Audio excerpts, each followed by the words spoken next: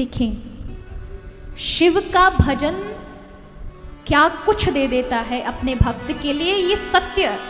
पुराणों की कथा पर तो कई बार लोग शंकाएं संदेह करते हैं। जो शंका संदेह करता है वो शिव महापुराण सुनने का अधिकारी नहीं है। लेकिन जो अब मैं श्रवण कराने जा रही हूं ये कुछ वर्षों पूर्व की घटना है।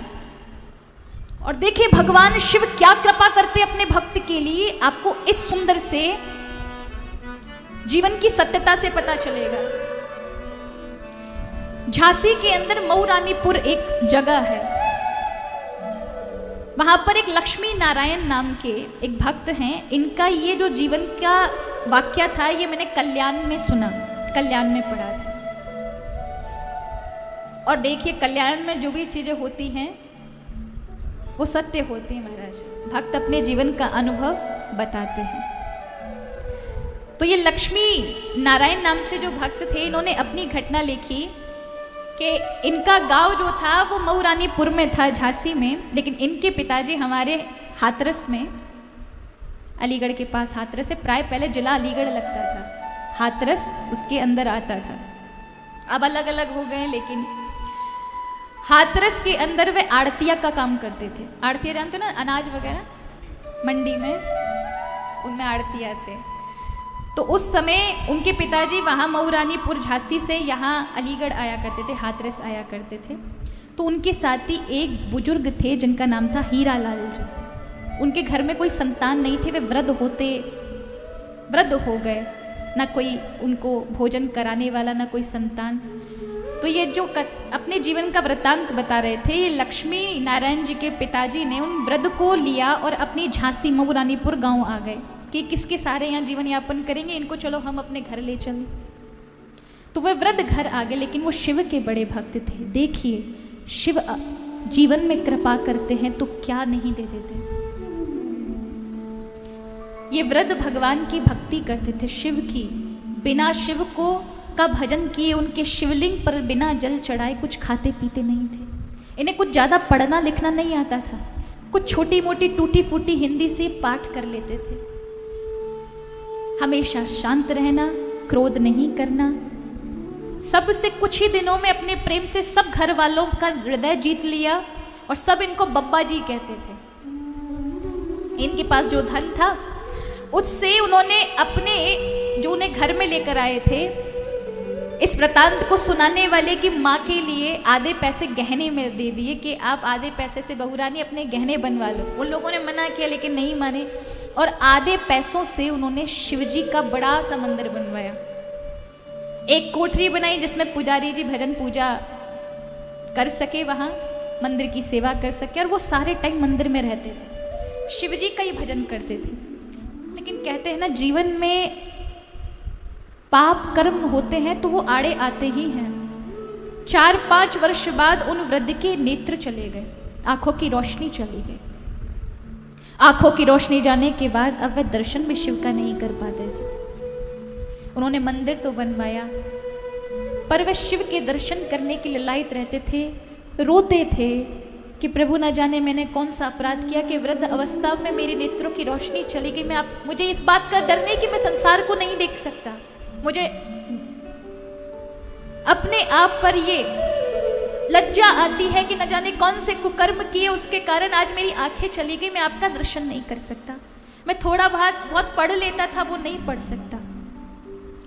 पर कोई बात नहीं भोलेनाथ, आप तो मुझे देख रहे हैं। इसी भावना से वो भजन करते थे। एक बार एक माघ का मेला लगा तो परिवार के सारे लोग मेले में चले गए और आज पूरे दिन किसी ने उनको भोजन का नहीं पूछा, वो मंदिर में पड़े रहे। सांझ के समय अचानक से घर वालों को ध्यान आता है बब्बा जी तो भूखे हैं, मंदिर में पड़े हैं, जाकर ले आओ। तो नन्हा सा बालक जाता है लेने के लिए उस परिवार का। ये वही बालक है जो अपने सत्य घटना वृत्तांत बता रहे हैं, जिनका नाम लक्ष्मी नारायण है। ये जाते हैं बब्बा जी के पास, डंडे के सहारे से उन्हें उठाते हैं, लेके आ रहे थे और अचानक से देखते हैं मंदिर के बाहर ही एक विशाल काय आदमी धोती कुर्ते में पगड़ी बांध के खड़ा था। वो लड़के से पूछता है ये बूढ़े को कहाँ ले जाते हो? अब वो लड़का बिल्कुल शांत हो गया। बब्बा जी बोले ये मेरा नाती है, घर लेवा ले जा रहा है। क्यों? डंडे के सहारे से? कहाँ से आ रहे हो? बोले भैया मेरी आंख नहीं है, शिव मंदिर गया था तो वहीं से आ रहा हूं। तो उस व्यक्ति ने हंसते हुए कहा व्यंगात्मक, अरे अंधे हो, क्या कर लेने गए थे मंदिर में? देख तो सकते नहीं हो, तो क्यों गए थे मंदिर में?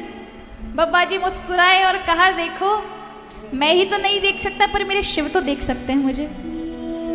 मेरी ही तो आंखों में सामर्थ्य नहीं है, पर मेरा शिव तो त्रिकालदर्शी, वो तो मुझे देख रहे हैं, बस मैं इसी में प्रसन्न हूं। उस व्यक्ति ने कहा दिखाओ तुम्हारी आंख में देखूं तो सही, बनने लायक है कि नहीं? बाबा जी ने कहा क्या आप वैद्य हैं? बोले हाँ देख लेते हैं। आंखें देखी और कहा आंखें तो बन जाएंगी तुम्हारी। तो बाबा जी ने कहा देखो हम अभी नहीं, बेटा और बहू से पहले सलाह लेंगे फिर बनवाएंगे।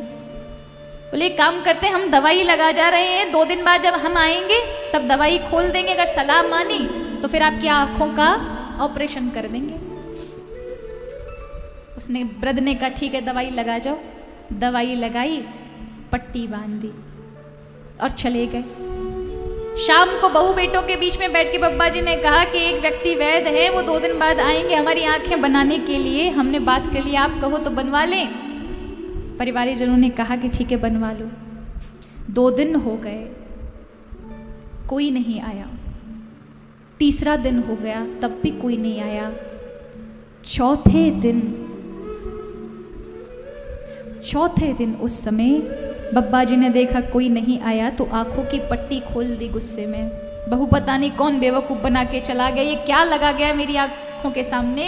और जैसे ही खोली तो क्या देखा, सब कुछ दिख रहा था। चिल्लाए बहू जी मेरी आंखें ठीक हो गई, बेटा जी मेरी आंखें ठीक हो गई। और बूढ़े रोने लगे, झर झर अश्रु बहने लगे। मेरे शिवजी आए, मेरे शिवजी मेरी आंख बना गए, मेरी आंख बना गए। दौड़कर शिव मंदिर की ओर भागे।